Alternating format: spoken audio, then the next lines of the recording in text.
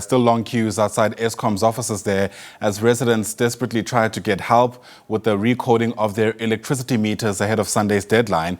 Many say they've been waiting in these queues without being assistance for hours.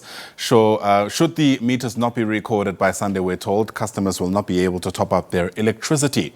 SABC News reporter Dludla back there for us, and he joins us now live. And really disturbing news that we're learning, Calvin, around somebody dying while waiting in that queue.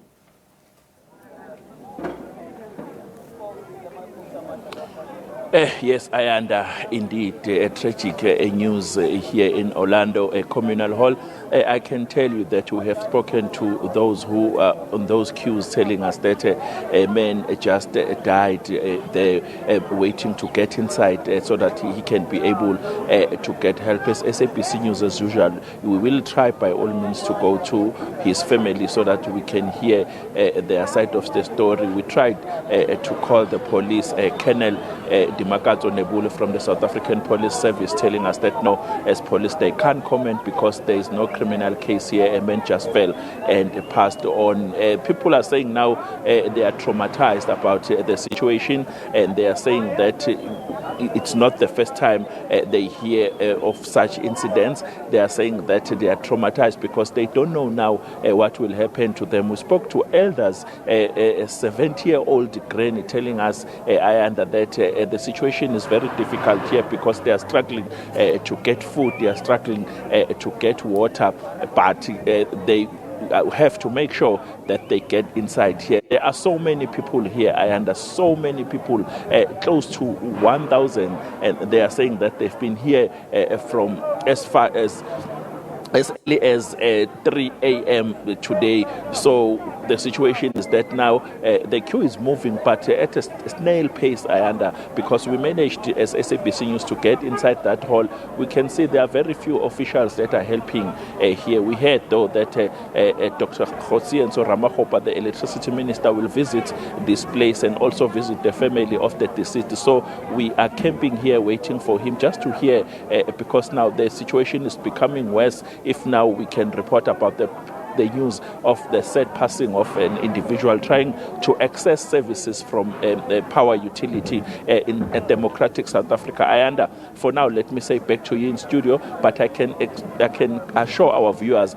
that the reports that the person passed on here are correct and true. We can confirm. We spoke to those who are close to the situation. The queue is moving, but slowly. People are still here, obvious, complaining, stressed, and they are venting to SABC News about what is happening here.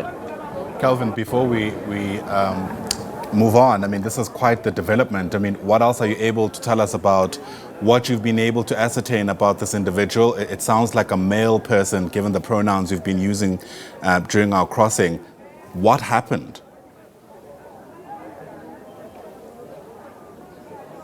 We were told, that he had to stand for a few minutes, and then they managed to get a chair for him, and he sat down, and he did complain that he is tired because apparently our sources are telling us that this person woke up so early at around 4:30 coming here to join the queue, and then he did complain that he didn't take up his medication when coming here because according to our sources this individual is diabetic, so he didn't take medication, and when he was there, and then he complained that he's not feeling well, and then he fell. We are told by our sources that they tried by all means to call the ambulance. Unfortunately, the ambulance came in late, and upon arrival, the paramedics checked him, and he was declared dead on the scene.